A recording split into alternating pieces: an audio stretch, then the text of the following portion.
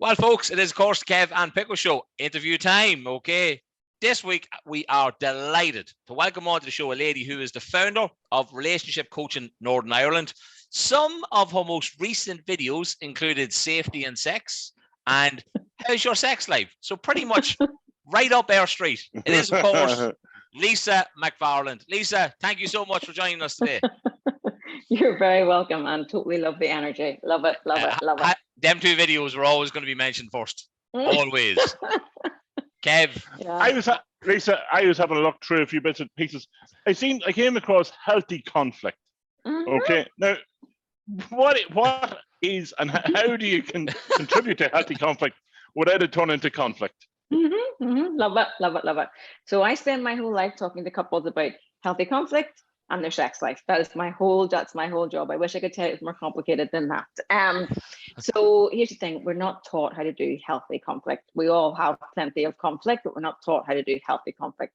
So conflict goes a wee bit like, you didn't take out the bins, and that's the second time that you didn't do it this week, and you didn't, and you didn't, and you didn't, and you didn't. And then you sound like my wife, Lisa. You sound like my wife. And mine. It's like I have practiced myself. And then so we have two people.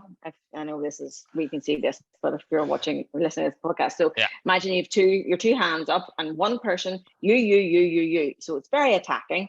And the other person, they've nowhere to go. Their back's up against the wall. The only place they have to go is, well, actually, you said that you would, and then you would, and then you would. And then we have the explosion.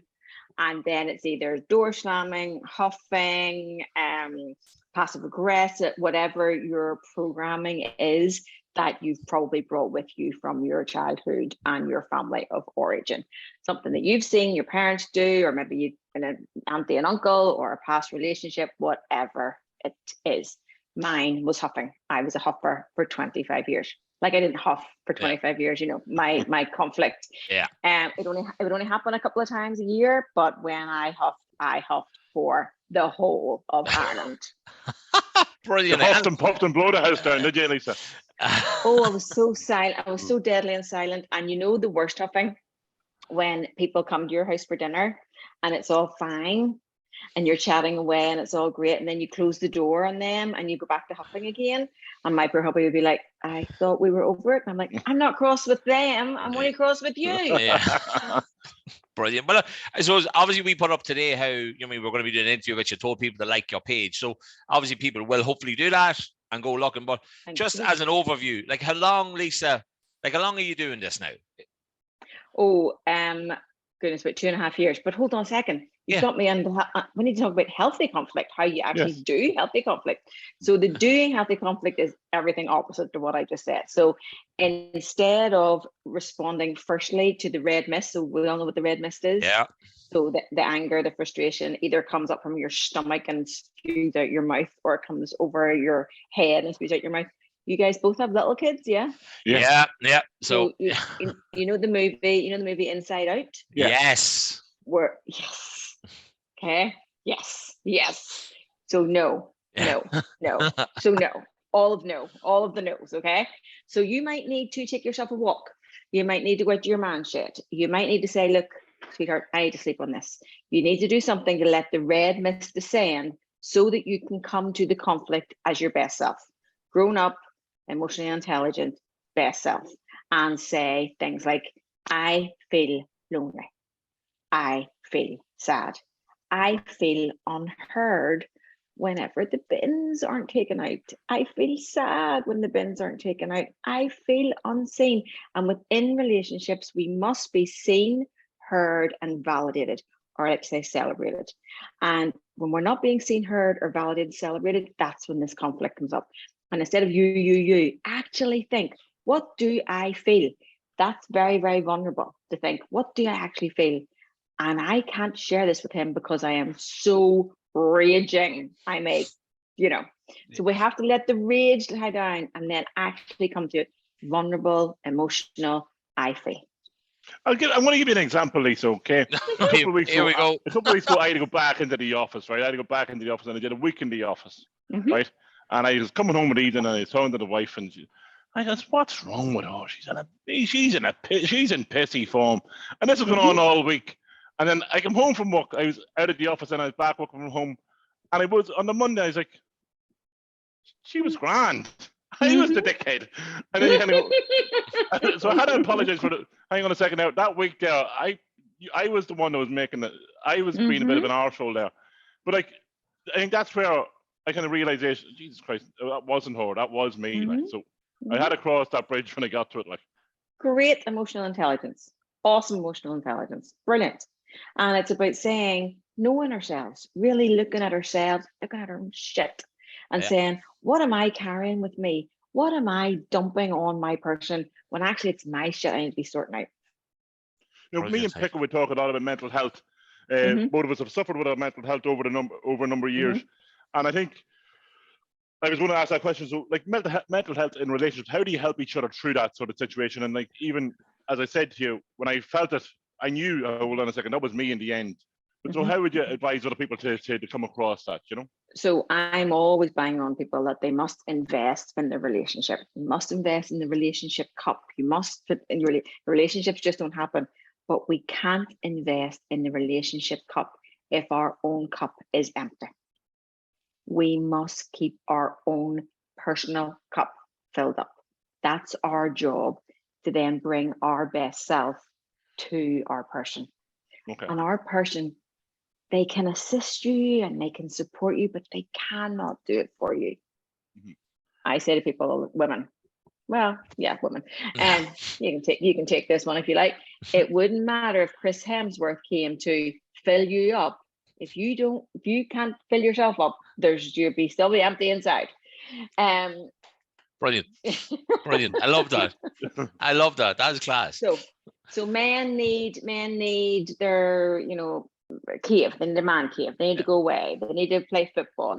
And sometimes a lot of men that I coach, I think they're doing the right thing because they give up football and they give up going with their mates and they give up this and I'm just looking after my wife and I'm sorting out the kids and I'm doing the kitchen, and they're miserable. And their wife is like, would you ever piss off to play football with your mates because you're dementing me right now? I can't wait for my wife to watch this. If she was here now, I would literally be giving her the earphones. Because I'm a football manager for 17 years and I've been with my wife for 15 years. So I always say to her, the club was around before you were. So like, it has to be like that. So with us. And just then for your wife, this one's for your wife. That's fine. But if you're spending more hours managing the football club than you are on your relationship, that's going to be a problem. 2 hours a week max. That's all I'm gone. Perfect. So it is. Perfect. Okay. Perfect. So it is. Well, look, Mel, I know I mentioned at the start, like a couple of your videos. So I am going to delve right into one section of what you do, which is sex life, right? Let's talk about sex. Let's talk about sex, right? Okay. I feel a song coming on. It's already in Kev's head. It's literally. It really is. I'm singing it in my head, yeah. Look, without sounding silly, right? Like one of the questions that came in today from our listener was simply like how now the way they worded and the way they wanted to come across is probably different, right? But what they were saying was if you're with somebody for a certain length of time, how important is a good sex life? That's the way they wanted it to come across. The way they said it was slightly different with different words. But I know that's what they meant basically was like how important is it sex? No matter how long you're with somebody, how important is that good sex life? People would say to me, what's the normal amount? What's the normal amount is the normal amount for you guys, for whatever is normal for them. There are people who are well up into their 60s and 70s who still have an active sex life, but it might only be once a month. I recommend to people who I coach, try not to let a weekend pass. If you can't make time to make love to your person over a weekend, now obviously shift workers have to figure this all out. Yeah. You gotta have a wee look at your priorities. Okay. Am I running here, there, and everywhere with everybody else? And I haven't made time to make a date night. I call them sex dates, for my person. Okay. Because when you have kids, people talk about sex happening organically. That's a load of bullshit. Okay. Sex very rarely happens organically, especially for women. When we were dating, we shaved the legs, we went for all the bits. We knew that sex could be on the table, so we were prepared. Sex does not happen organically very often at all. Okay. So, and when we have wee children, we have to say, look, babe, we haven't made any time for each other. We haven't made any time for our sex life. We need to carve out some time this weekend and get this show on the road. Because when you have sex with your person, when you prioritize your sex life, your person is less annoying to you. We talk about, I love sex, right? I love sex, and lucky enough, so does my wife. And you tell us that every week, Kev. Every week. Tell us every week. But like, it is. I think it's. That's not the love. I think it's actually. I probably get more since the kids were born than when we didn't have the kids. But I think that's just. No, I'd be a bit of a cranky fucker if I didn't get it for a week, and that's just being honest, because that's just me. But I think if that's just the way it is, I think if you're used to that, I think that's the usual what you'd have. Like, but if because I see, not that you see, but people would have more arguments about it. Like, we'd even have an argument every now and again. Jesus Christ, we haven't had it in 4 or 5 days. Hang on, what's going on here? Like, but like, I look after myself, as in I trim all the bits that I need to trim, and so does she. But like, I think that's just. I'm gonna go make a coffee. Okay, I'll be back in a minute. I think that's just, you brought this up. You started. I know. So, I know. You started the sleigh down the road. So now no jumping off now. But I think that's just normal enough, I think. And your body releases lovely chemicals when we have sex with our person. Love, dopamine, serotonin, all the lovely chemicals. And like I always joke, that tea bag in the sink is just not as annoying when you've had a really good time the night before. You know, we're able to tolerate some more. And the thing is, we are sexual beings. We are meant to be in this relationship thing. It's a vital part of it. It's in the flipping wedding vows, like secretly. It's there. It's meant to be there, and we have to talk about it. Otherwise, if you're not having sex, you're roommates who will end up driving each other crazy. Now, there are a few people who are in sexless marriages and are happy, but they are the minority. They are not the majority. 90% of sex is done for pleasure. 10% is done for making babies. 99.9% of society are either having sex or thinking about sex. This is how normal it is. And we have to get better at talking about it so we can talk to our kids about it. Make it normal. I just want to. Can I put my phone up and just record like exactly what you're saying here? Well, look, come here. Obviously, Lisa, as we said, you've been doing this way, but I was looking online, right? Because I wanted to make sure everybody knew as we were talking, just basically everything that you kind of sense cover. Now, obviously, this might not be everything, but it's what I can see. So obviously, you do the one-to-one sessions, you do a couple of sessions as well, but you also do the retreat. Without sounding like a very obvious question here and wanting to do, is that just an orgy, Lisa? I was going to say. Yeah, this is a wellness retreat for women. Okay. Perfect. Now, That's people okay. have asked me about doing couples retreats. And I'm like, I would love that, but I really would have to put in some very healthy boundaries around that. There'll be a lot of swinging. There could be a lot of swinging people going in there, Lisa. He's in a bowl, hey. But So this is a fitness, wellness, nutrition, mental health in Donegal. And it's on the 2nd to the 4th of September. And so it's a friend of mine here. She's fitness mama. She's mentally into fitness. So it's yoga, meditation, sea dipping, me blathering about all the things, and then another lady blathering about nutrition and how our mental health and our nutrition. And actually, it's all one thing, guys. It's all one thing. You know, I think in 2018, the World Health Organization put out a paper saying that the lack of healthy relationships is killing us quicker than obesity. Wow. And do you do this? So can couples go to this retreat together? No, this is just for women. Just for women. Just for women. Okay. Yeah. No orgy, Kev. No orgy. But when you think about doing one for men as well, Lisa.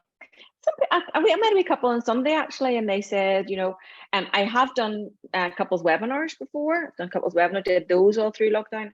Have those all recorded. I have a private Facebook group that there's a small submission. Yeah. Submission? That's not the right word. Now we're in a different thing. That's the word. Submission is something else you probably talk about as well. Like so it is. Don't shake that head. You're in that boat now. See how. I'm now in this. So I have that. There's £12 a month to be in that, and I'm having the retreat coming up in a couple of weeks. And I also do events, so I do speaking events. I'm a motivational speaker. I have my own events. Oh God, what else did I do? And your book, you have the book as well, the tips and tools on how to have a healthy relationship, the ebook. Yeah, yep, so it is as well. It's available online. But in regards to the couple session, right? Another question that came in was: is it ever too early in a relationship to look for that? This person I know would be in a relatively early enough relationship. So that's probably maybe why they're asking. But do you think like there's my main aim is to take away the shame and guilt of asking for help.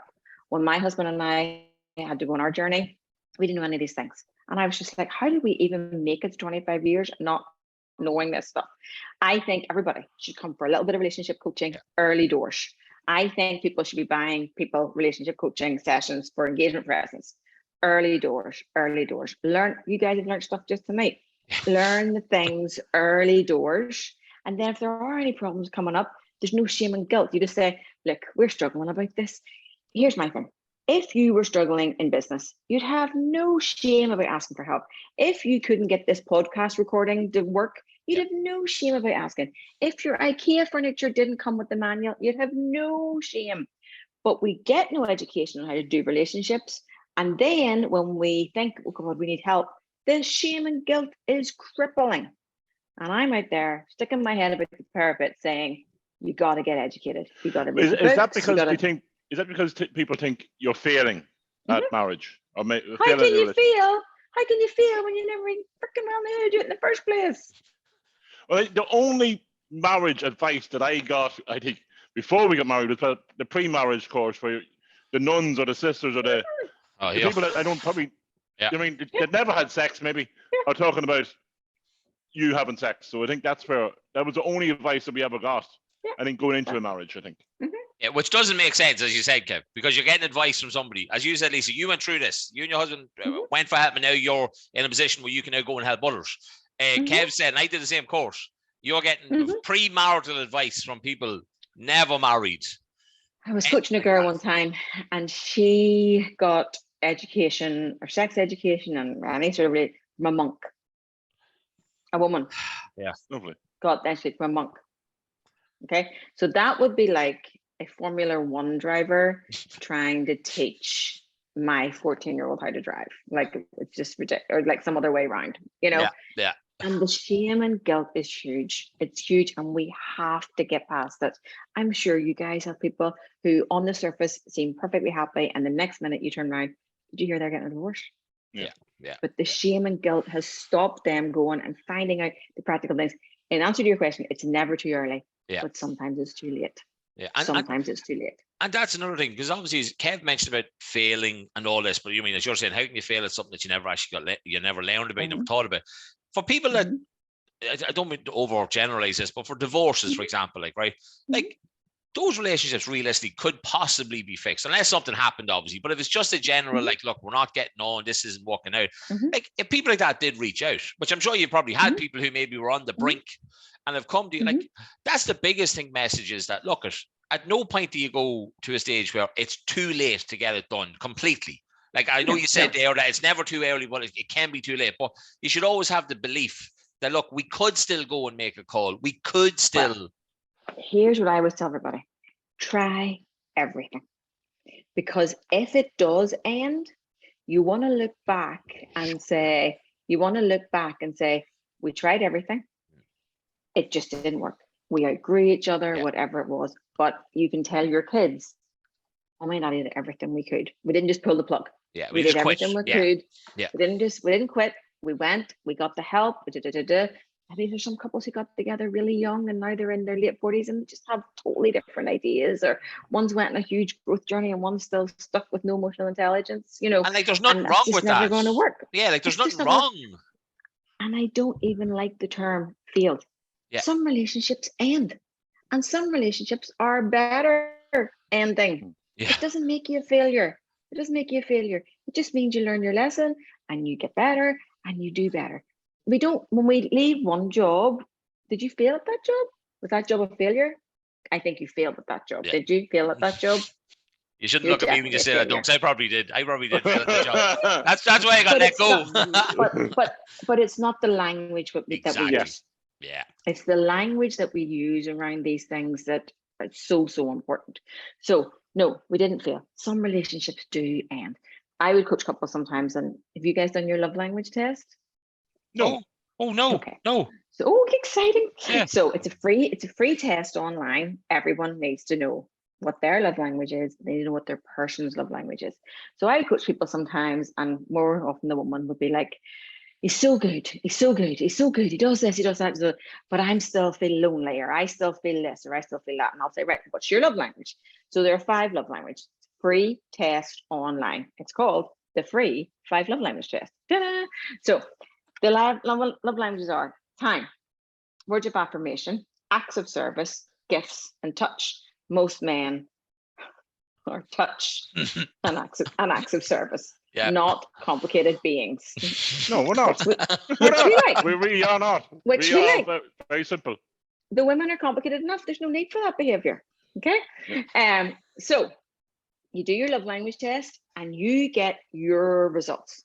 Your person. And what age are your children? Are they over 4? Are your kids over 4? Mine's 10 and 6. And I have a 6 and an almost 2. So I have. So if your children are over 4, you can do this test with your children, and it is illuminating. So you find out what your person's love language is, and you speak to them in their love language, not yours. We speak love to people how we want to receive it. Okay. Wow. Make sense? Yeah. Wow. Like it Mind actually blown does. It is all like, over the So wall. I say stuff. So I'm saying stuff the way I want her to respond. Yep. So one of my love languages is, so that send you a wee chart of what your highest one. So one of my love languages, words of affirmation. So I like things like, you look lovely, Lisa, and you like your hair. So then I speak that to my partner. I'll say, oh, that's a nice shirt. And he looks at me and goes, all right, whatever. Couldn't care less. yeah. Couldn't care less. But his love language. Lisa, I'm a bit vain. If someone said that, I'd be well impressed.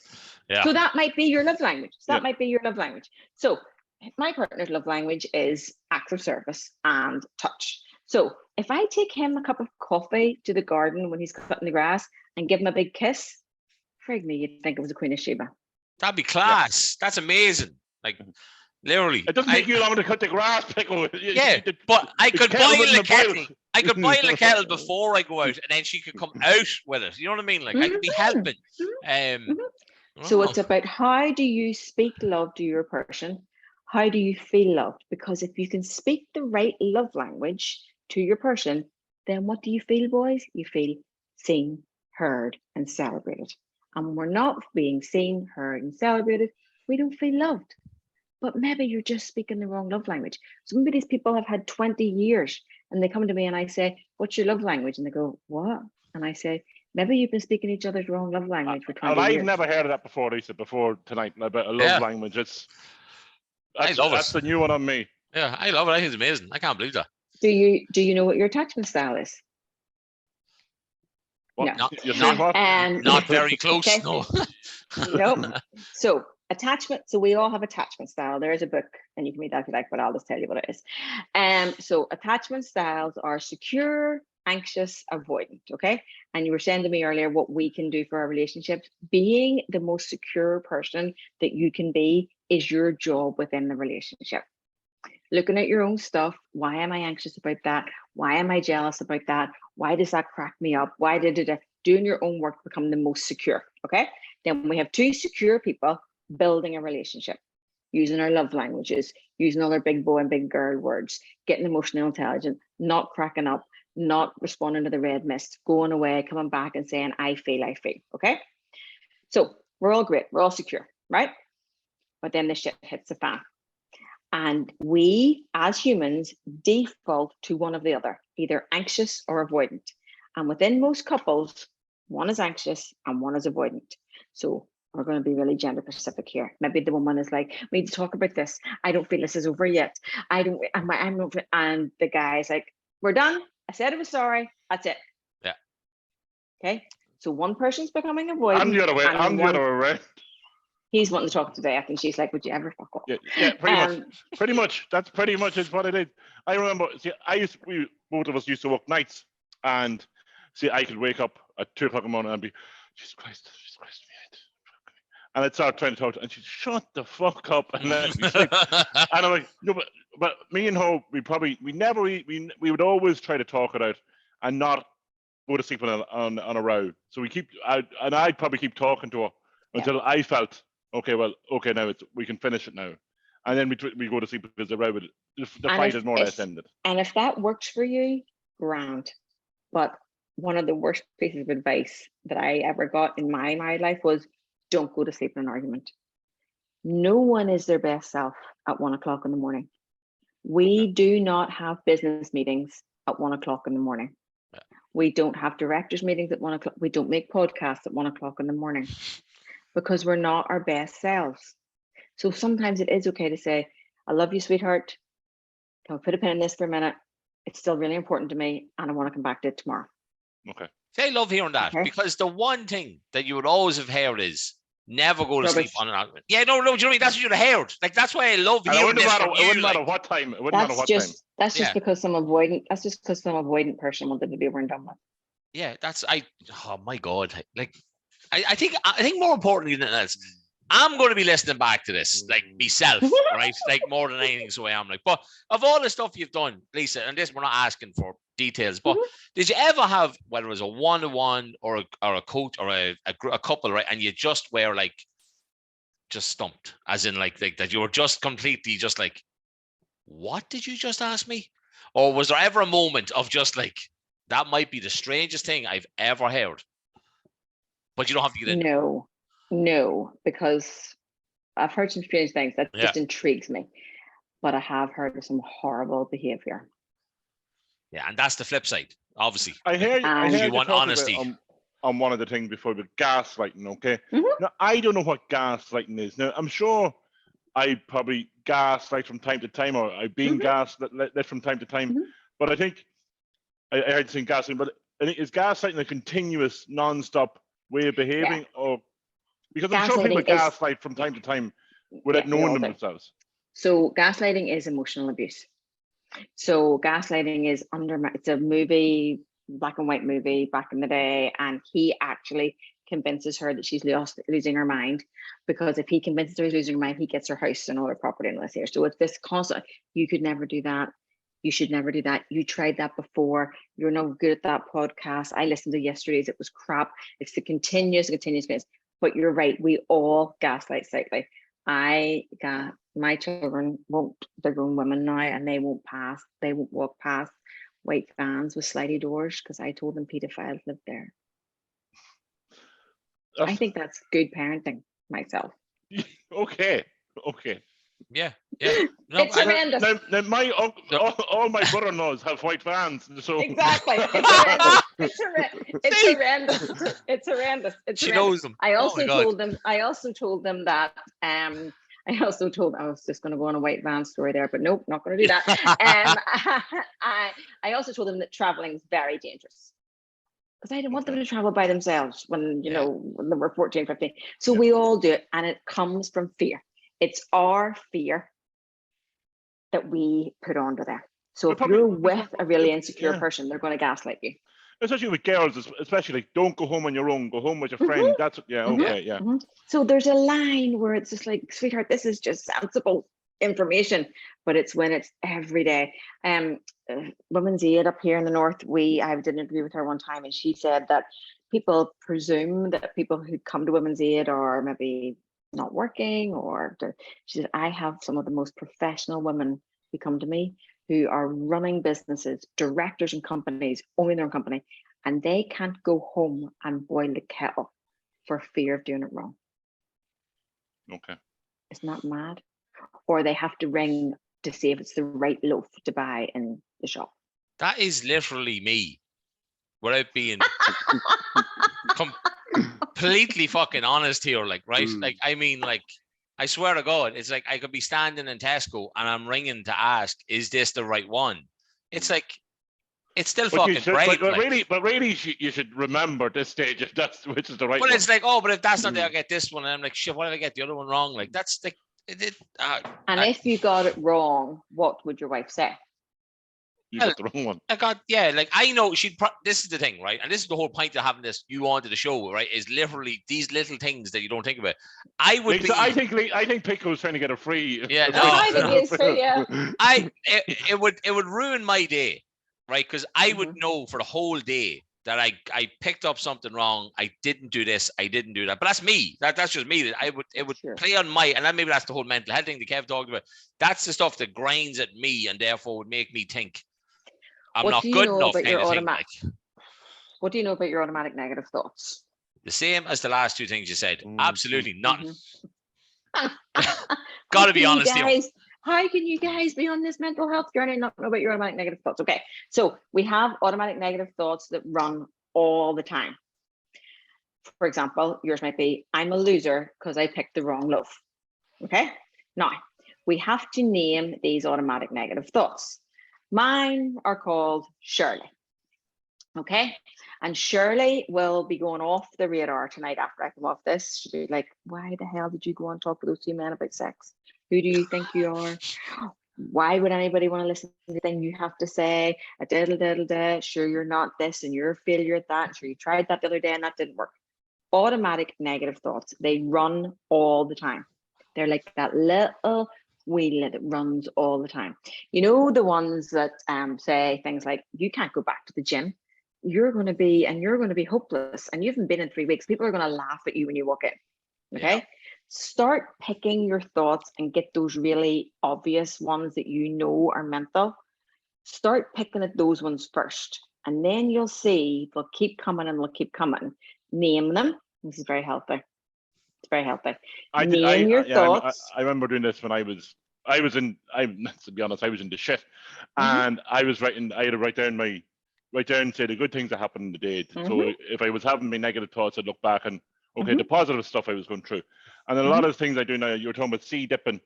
I do cold baths and I do cold showers to try to sit, and that's where I kind of do my breathing through that way. Especially, I hadn't done it for a while, and I started getting back into it now, even after the summer, because you kind of know.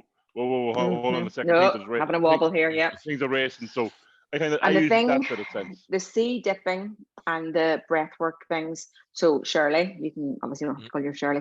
So Shirley will go off before you get into that shower. Shirley will go off. You can't do this. You're a dickhead. Why would you even think you could do this? It doesn't do you any good anyway. And it's almost laughable. But Shirley cannot survive in those moments of sea dipping. She can't live there because you're so focused on breathing and saying you're the most in touch with who you actually are when you put yourself under healthy, stressful situations. Tell you, Pickle, have a cold shower. Do me cold shower. So I went through the Wim Hof. Know the Wim Hof? So I kind of followed him through that. The cold showers. So it started off at 30 seconds and so on and so on. Brilliant. And then get into the cold bath. So that's where I kind of went. So a really easy way to start it is get a thought. So when I started this madness, I finished school when I was 16. Went to tech and then never went on to do a degree or anything. So when I started my life coaching, the first module was about limiting beliefs. And one of my limiting beliefs was I wasn't very intelligent. I'm not intelligent enough to do this. I couldn't do a diploma. I'm not very intelligent. Okay. Now, could people listen to this who would agree? But anyway, that was the point. That was the thought that went through my head. I'm not very intelligent. So first module of life coaching is take the thought that's the loudest and write it down. What is the evidence for this thought? Let's go with your loaf of bread. If I buy this loaf of bread, what will actually happen? Nothing. Actually nothing. If I buy the wrong loaf of bread, my wife might say, oh, for goodness sakes, you know the kids don't like that. End of story. If I buy the wrong bread and she really doesn't like it, she'll just go back to the shop and buy another one. Yes. No evidence for this thought. But what happens is the thought comes and then it starts running. And once it gets a handle, then your body releases cortisol and adrenaline and puts you into fight or flight. And now you're waking up at 2 o'clock in the morning and go, fuck that bread. What the freaking hell? And that's the anxiety bit of it. I remember. And that's the anxiety. I remember when I was doing the shopping. I always do the shopping. I You always get do the any shopping. free coaching sessions? Yeah. I was always doing the shopping, and I used to always come home and go, "Fuck, I forgot that." And I beat myself up for it. And it's like when I went through the whole shit was going on, I'd even still forget about it. I'm like, well, nobody died. No, nobody died. I can get it the next time. I can get it the next day. But I think that's now. Do you know where your automatic negative thoughts come from? Well, I would have said from my youth. They come from your limiting beliefs. Wow. So my negative thought that I'm not very intelligent came from not doing very well at school. But whenever I had to push into the thought, what's the evidence for this thought? Yeah, no, school was shit. It was so boring. And all I really wanted to do was talk. And I'm clearly a good communicator. So that school thing was not for me.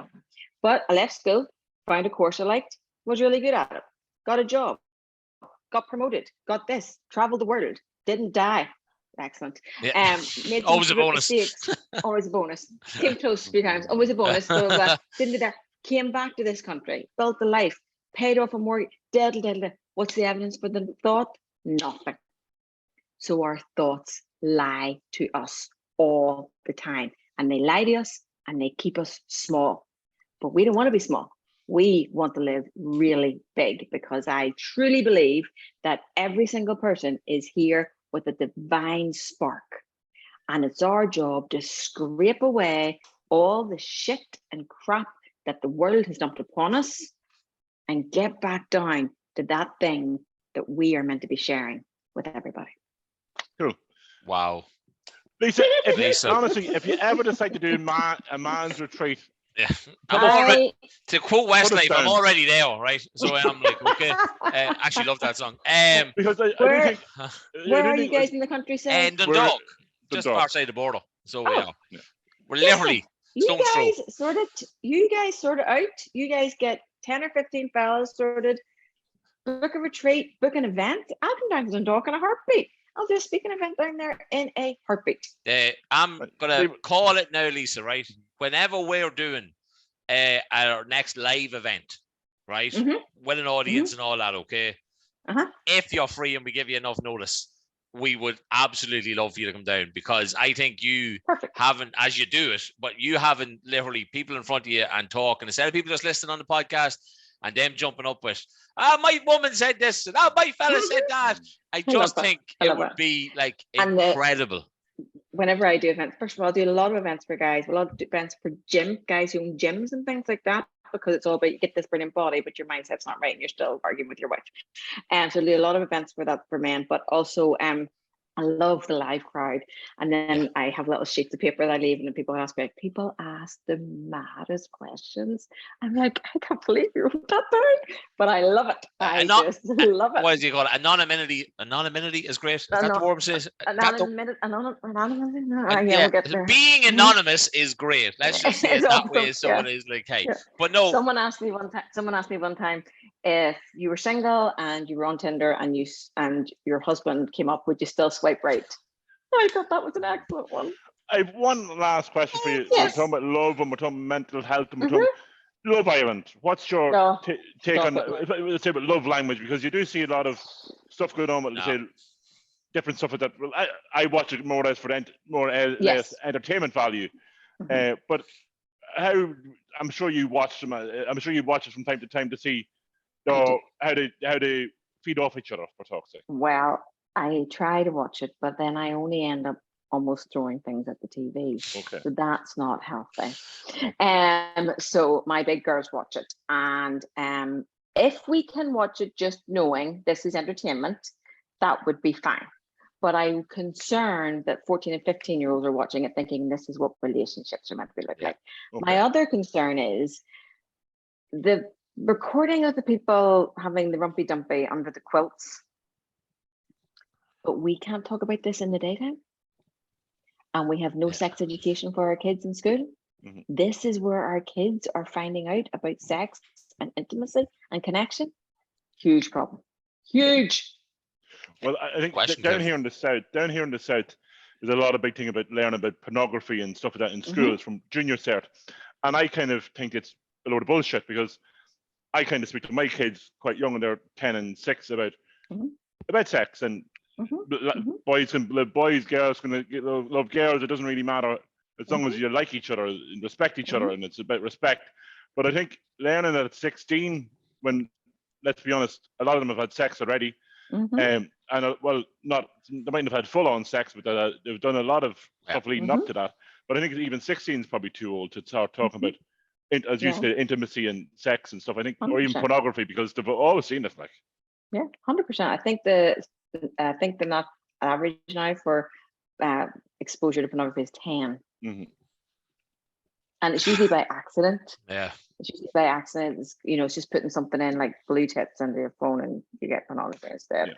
Well, I know I sent a dodgy picture to my wife one time, and if my son was using my wife's phone, and I was saying, like, Jesus Christ, why is that picture there, Daddy? But like, that's me, son, and it's okay, fair enough. And we kind of brushed it off because it wasn't. It's kind of we don't make sex a big deal in the house, and we kind of a naked house, so we walk around naked a lot because it's, you're born that way. So, and I'd be if I could go to I was going to say a gay nightclub, I was going to say like a naked beach, I'd go, like, no problem. But I think. Well, we keep our kids going. If we were kissing or something in the kitchen, we keep our my husband will say, how do you think you got here? Wind your freaking neck in. That was the bloke line, isn't it? Like, how do you think you were here? How do you think that happened? Like, you know what I mean? So it is like, we were in I used to go to church, and when I was pregnant with number 3, one of the ladies in church was congratulating me, and I was like, oh, I was so sick and blah, blah, blah. And Nigel came over and she said, oh, congratulations, number 3's on the way. And he said, it was all my pleasure.